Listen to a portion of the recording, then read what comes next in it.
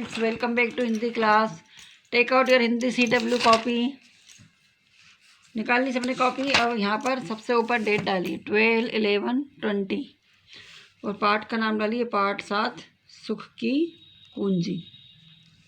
अब इसमें आपको ये वाला चित्र यहाँ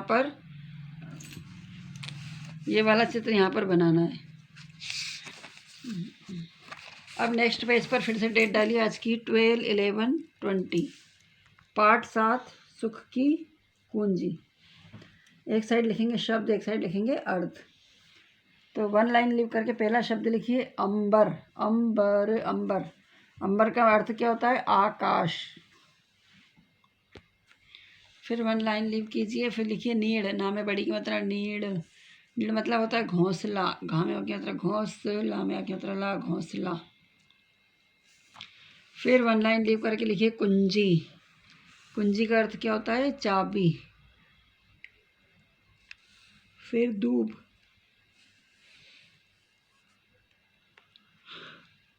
दूब का अर्थ होता है घास।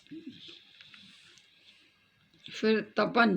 तपन का अर्थ होता है गर्मी। झुलस रही। झुलस रही मतलब जल रही। लिख लिया सबने? अब नेक्स्ट पेज पर हेडिंग डालिए सही उत्तर। सही उत्तर पे सही का निशान लगाना है। कण कण बना अंगारा मतलब क्या है? बहुत गर्मी पड़ रही है, तो इस पर सही का निशान लगाइए। बहुत गर्मी पड़ रही है। वन लाइन लिख करके खा लिखिए इन्वर्टेड कामा में छाया भी छाया पाने को सिकुड़ रही शर्माते। इसका मतलब क्या है? छाया को भी छाया प्राप्त नहीं है, तो इस पे सही का निशान लगाइए।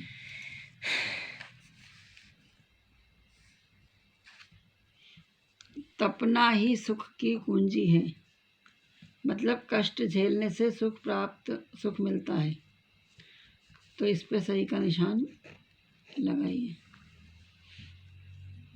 अब नीचे लिखिए प्रश्न उत्तर।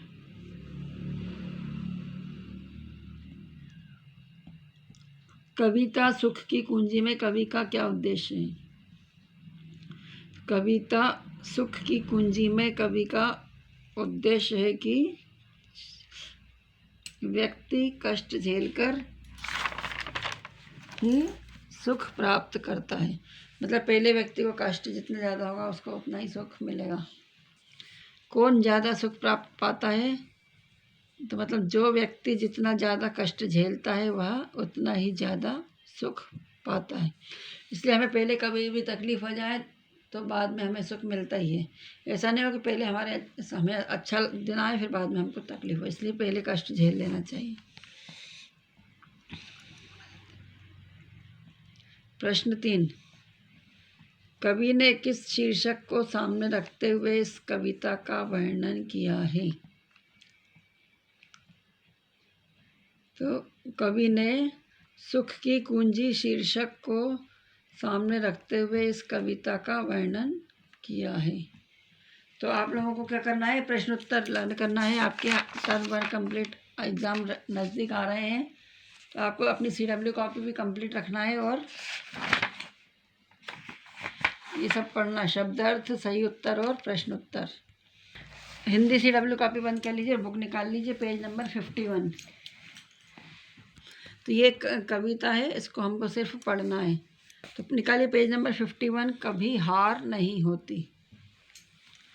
इस कविता को किसने लिखा है? हरिवंश राय बच्चन जी ने लिखा है। तो चलिए हमारे साथ बोलिए।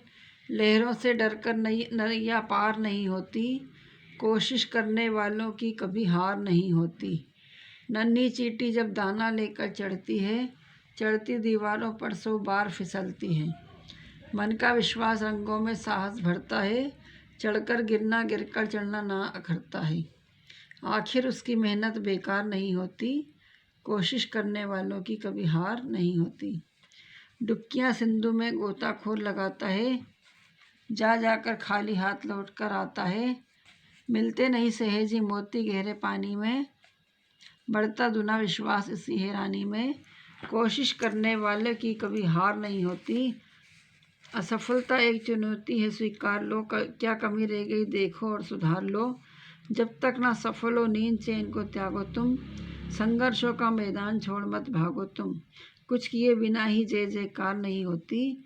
कोशिश करने वालों की कभी हार नहीं होती। मतलब हम कभी भी कोशिश करते हैं तो हमें हार नहीं होती, हमें अपनी सफलता मिलती, भले थोड़ा रुक कर मिले। जैसे कोई भी एक चींटी होती है, वो दाना लेकर चढ़ती दीवार पर तो बार बार फिसलती, लेकिन वो ऊपर पहुंच ही जाती है। कोई भी और अपने मन में जो विश्वास का रंग भरा होता है, उससे हमको साहस मिलता है।